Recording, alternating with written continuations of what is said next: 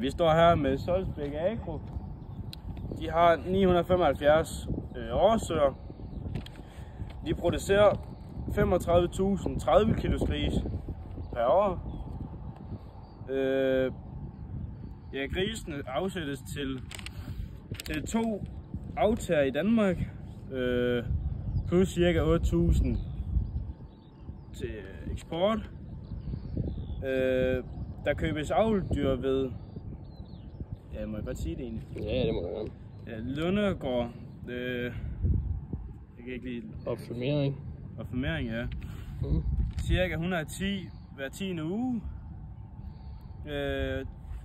Ja, de producerer cirka 800 levendefødt grise per uge. Cirka 41 en halv. Jeg kan så ikke lige læse, hvad der står her.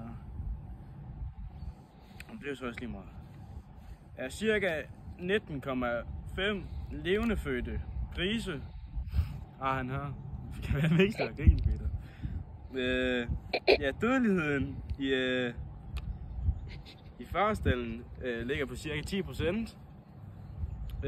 Fravindet cirka 700 per uge. Ja, i rundetal i hvert fald.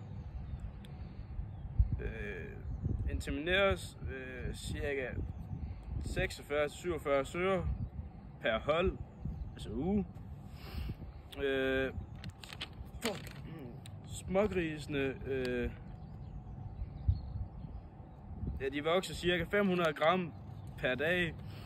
Sælges efter 7 uger i smågrisestanden, eller klimastanden. Ja, forestallen vaskes og desinficerer efter hver hold. Foder. Gården bruger hver dag 9.000 kilo foder. Der bruges 6 foder. Jeg kan kraftedeme ikke læse det. Er det fandme flot?